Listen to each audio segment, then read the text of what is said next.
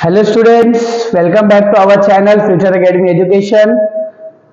आज टीवा BCom टीवा back जिसका जो चैप्टर हम स्टार्ट करने वाले उसका नाम है बायबैक ऑफ शेयर्स। इसका लेक्चर नंबर 1 होने वाला है।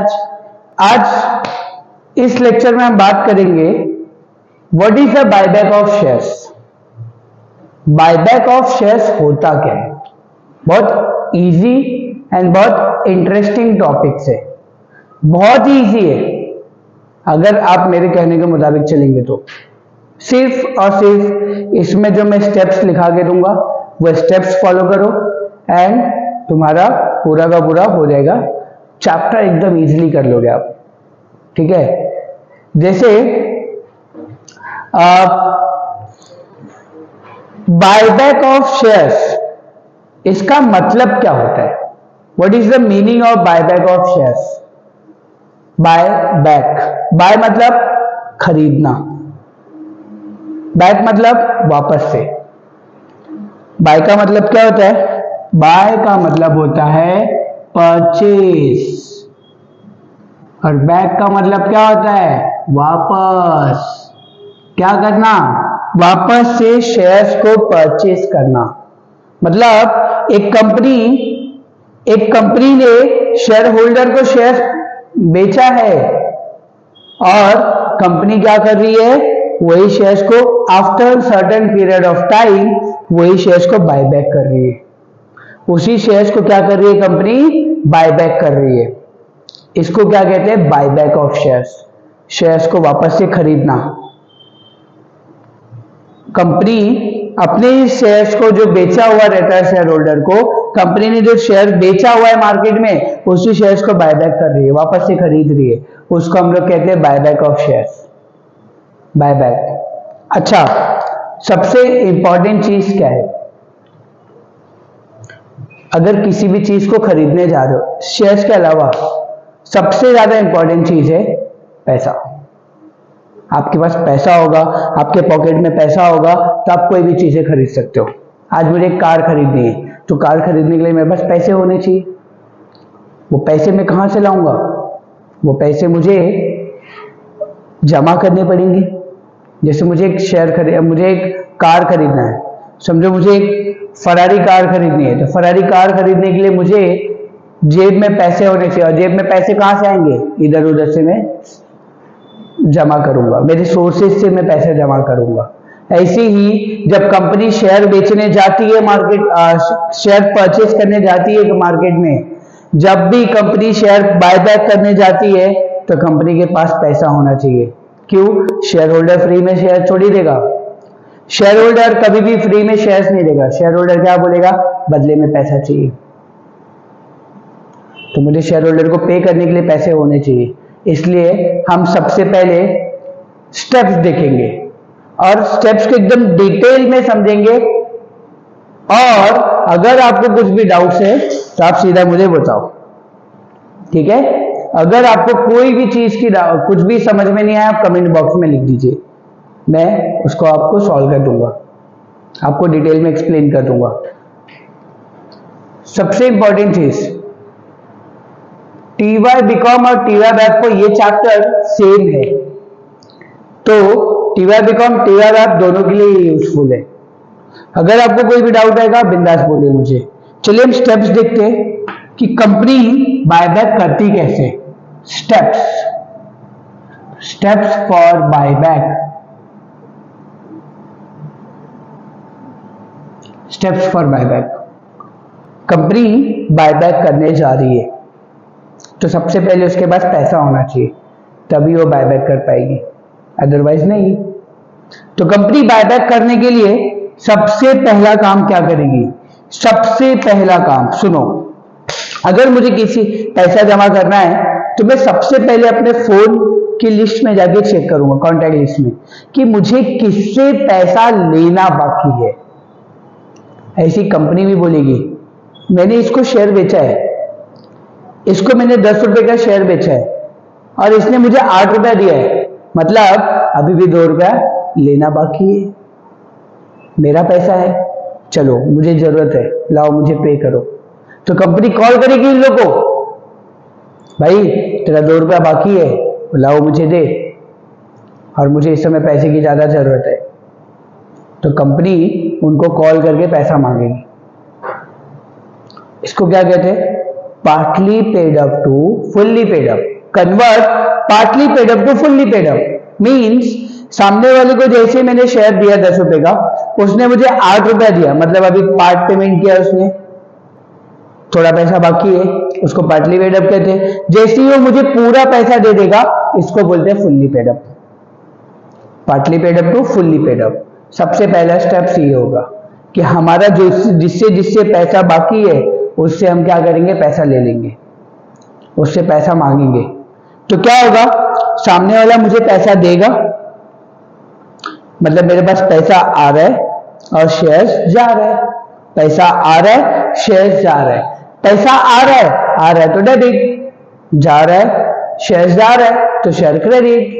आपने जनरल एंट्री का रूल पढ़ा होगा, हमें यहाँ पे जनरल एंट्री करना है। Debit what comes in, credit what goes out. नहीं आता है समझ में कि सिर्फ एक ही बात याद रखो कि मेरे पास जो भी आ रहा है उसको डेबिट में लिखना है, मेरे पास से जो भी जा रहा है उसको क्रेडिट में लिखना है। आ रहा है तो डेबिट, जा रहा है तो क्रेडिट। तो debit what comes in, credit what goes out. तो मैं क्या कर रहा हूं? शेयर होल्डर से पैसा ले रहा हूं और उसको शेयर्स दे रहा हूं। पैसा आ रहा है, शेयर्स जा रहा है। तब आपकी एंट्री क्या होगी? पैसा आ रहा है, पहली एंट्री क्या होगी? Convert partly paid up to fully paid up.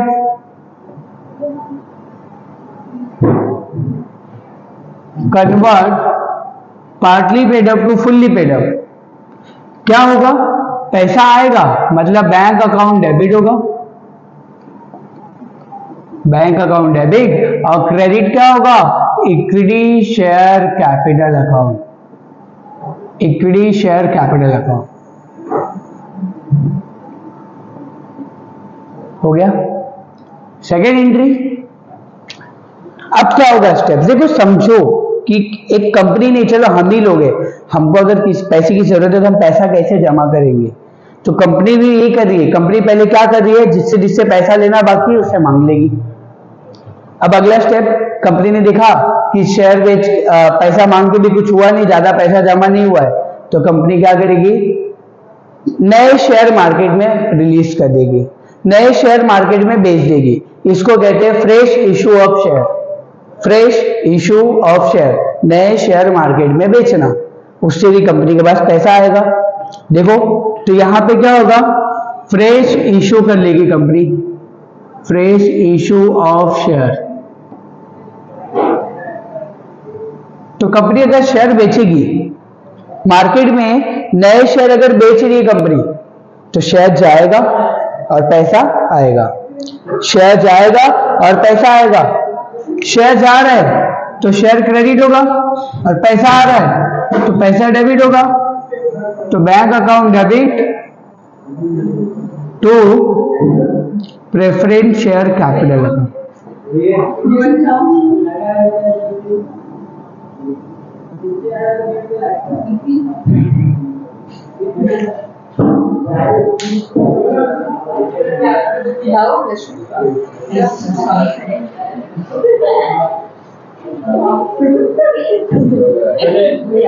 आवाज नहीं।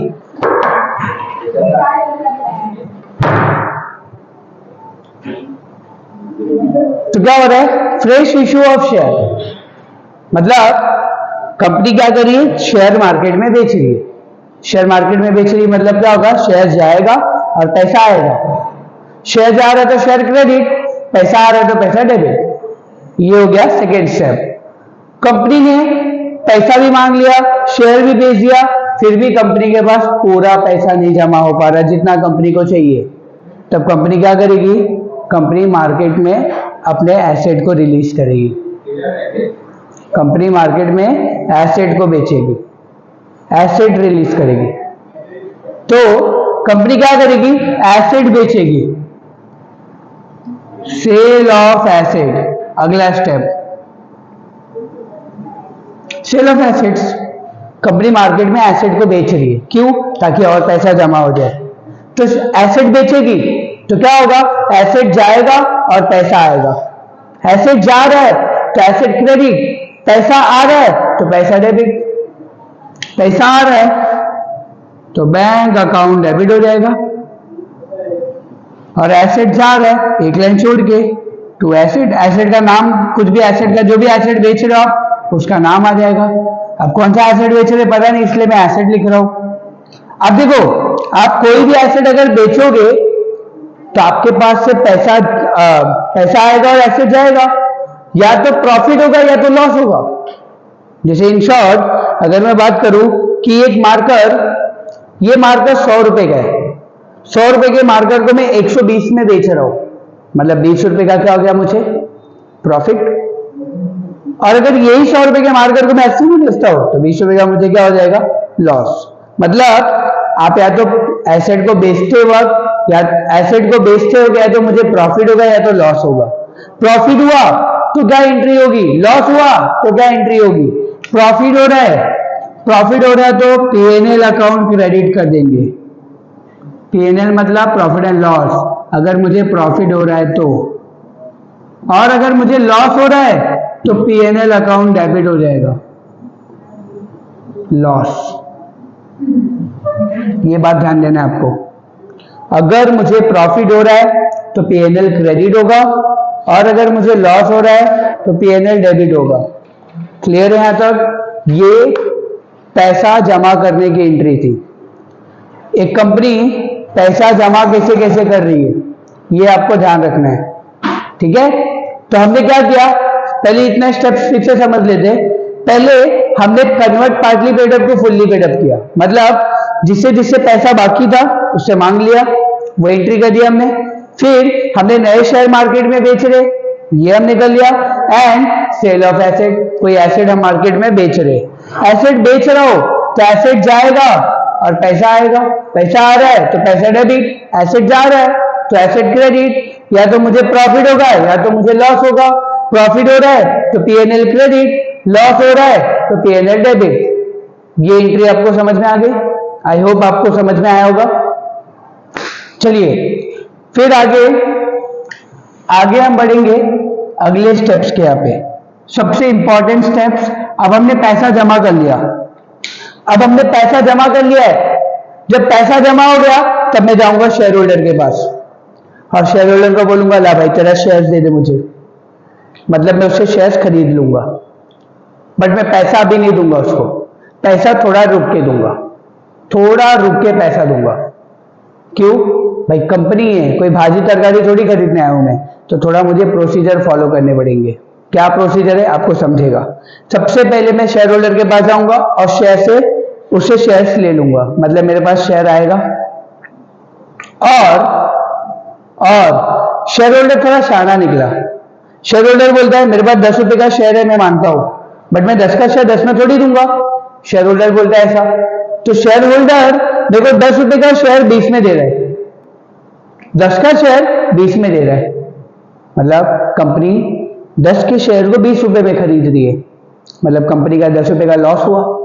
उस लॉस को बोलते हैं प्रीमियम ऑन बायबैक, पीओबीबी, हम शॉर्ट में बोलेंगे पीओबीबी, उसका फुल फॉर्म है प्रीमियम ऑन बायबैक। इसका मतलब क्या होता है कि हम शेयर्स को ज्यादा प्राइस में खरीद रहे, 10 के शेयर को 20 में खरीद रहे, 10 के शेयर को 30 में खरीद रहे।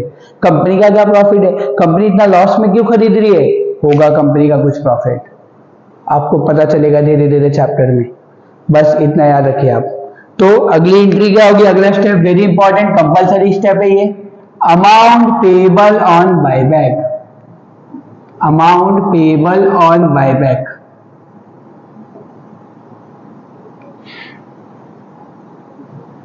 कितना पैसा मुझे बायबैक करते वक्त शेयर होल्डर को पे करना है, ये इस एंट्री का मतलब ये है, कितना पैसा मुझे शेयर होल्डर को पे करना है, तो ये एंट्री करेंगे हम। तो क्या होगा, शेयर होल्डर से शेयर्स लूंगा मैं, मतलब मेरे पास शेयर आ रहा है, शेयर आ रहा है तो शेयर डेबिट होगा, equity share capital account debit, मैं शॉर्ट में लिखता हूं बट एग्जाम में आपको फुल फॉर्म लिखना है, equity share capital account debit, POBB account debit, POBB मतलब premium on buyback, premium on buyback. और क्रेडिट क्या होगा, क्रेडिट होगा सामने वाले का नाम, equity shareholder account, equity shareholder account, ये एंट्री हम कर देंगे। अच्छा, पीओबीबी डेबिट में क्यों आया, क्यों क्रेडिट में नहीं आ सकता? पीओबीबी हमारे लिए लॉस है और कोई भी लॉस डेबिट होता है। नॉमिनल अकाउंट का फॉर्मूला क्या बोलता है? Debit all expenses and losses, मतलब जितने भी लॉसेस है उसको कहां पे लिखना है? डेबिट में। इसलिए याद रखो कोई भी लॉस डेबिट होता है, इसलिए पीओबीबी हमारा डेबिट होगा। तो क्या हो रहा है, एक बार और एंट्री समझेगा अच्छे से। मैं शेयर होल्डर के पास गया, शेयर होल्डर से मैंने शेयर खरीद लिया, मतलब मैं शेयर ले रहा हूं, तो शेयर आ रहा है मेरे पास, आ रहा है तो डेबिट में जाएगा, equity share capital account debit. और मुझे लॉस भी हो रहा है, इसलिए वो लॉस भी डेबिट होगा। लॉस का नाम क्या है? पीओबीबी अकाउंट डेबिट। और क्रेडिट क्या होगा? सामने वाले का नाम। सामने वाले का नाम क्या है? Equity shareholder account. आपको नाम नहीं लिखना है, इक्विटी शेयर होल्डर ही लिखना है। फिर अगला step, DP transfer to CRR, DP transfer to CRR, ध्यान से समझेंगे। मैं आपको यहां पे फुल फॉर्म लिख के भी बताता हूं। पहले हम सीआरआर का मतलब समझते हैं। सीआरआर का मतलब क्या होता है? Capital redemption reserve, capital redemption reserve. Capital redemption reserve का मतलब क्या होता है गाइस? ध्यान से सुनना। कैपिटल, जैसे आपको अगर अपना गूगल पे यूज करना है, गूगल पे यूज करने के लिए सबसे ज्यादा इंपॉर्टेंट चीज क्या होना चाहिए आपके पास? Bank account. बैंक अकाउंट में भी सबसे ज्यादा क्या होना चाहिए? आपके बैंक अकाउंट में पैसा होना चाहिए, तभी तो आप किसी को ट्रांसफर कर सकते हो, तभी तो आप किसी कुछ पे कर सकते हो। बट अगर आपके अकाउंट में पैसे नहीं तो आप ट्रांसफर नहीं कर सकते। ऐसे ही कंपनी का एक अकाउंट होता है जिससे कंपनी लेन देन करती है, ट्रांजेक्शन्स करती है, उसको कहते हैं सीआरआर अकाउंट। सीआरआर का फुल फॉर्म है कैपिटल रिडम्पशन रिजर्व। जब भी शेयर बायबैक करना होता है, किसी को बोनस देना होता है, तो कंपनी अपने सीआरआर में से पे करती है। इसलिए आप मुझे बताओ, अगर कंपनी को पैसा पे करना है तो सीआरआर में पैसा होना चाहिए, तो आप सीआरआर में क्या करोगे? पैसा डालोगे। कहां से डालोगे? डीपी में से निकाल के। What is the meaning of DP? DP का मतलब होता है, डीपी का मतलब होता है डिविजिबल प्रॉफिट।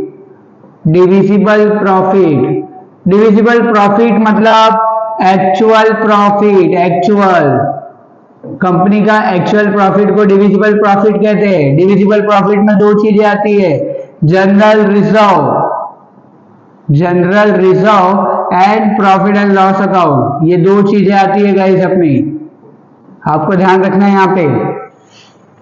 तो हमें क्या करना है? जनरल रिजर्व, पीएनएल, इन दोनों में से पैसा निकाल के सीआरआर में डाल देना है।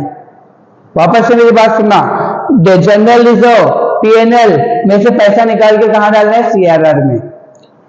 तो एंट्री क्या होगी? इसी को कहते हैं DP transfer to CRR, DP transfer to CRR. तो एंट्री क्या होगी? जनरल रिजर्व अकाउंट डेबिट होगा, general reserve account debit,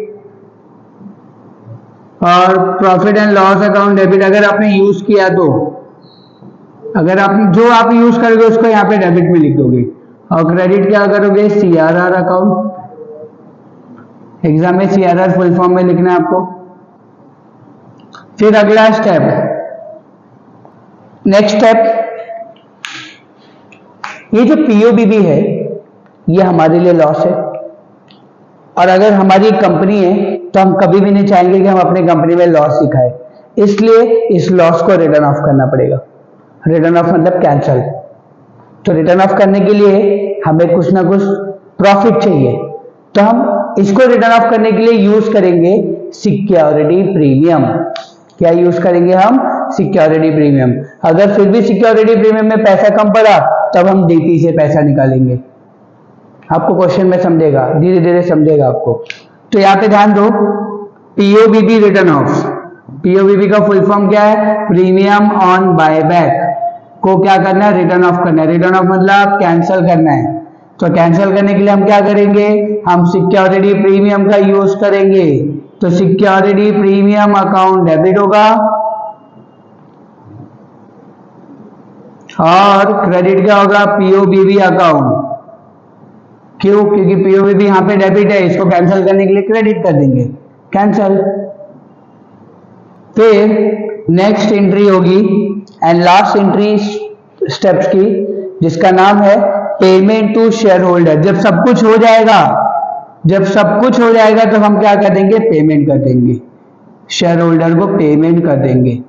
payment करेंगे तो क्या होगा गाइस, पेमेंट करेंगे तो पैसा जाएगा, पैसा जाएगा तो पैसा क्रेडिट होगा, और डेबिट क्या होगा, शेयर होल्डर का नाम, equity shareholder account debit to credit क्या होगा, बैंक अकाउंट। पे कर रहे हैं इसलिए पैसा जा रहा है, डन।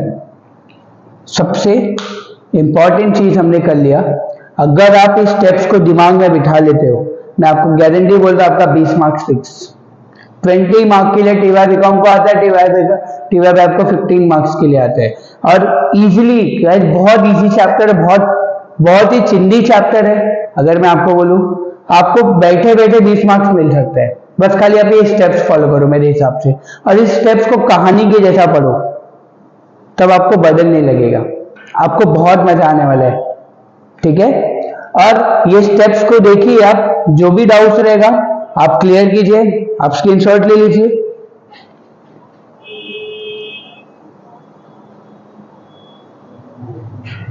तो आज के लिए हम इतना ही रखेंगे, ताकि अगले लेक्चर में हम बात करेंगे, इसके ऊपर कुछ सम्स देखेंगे हम।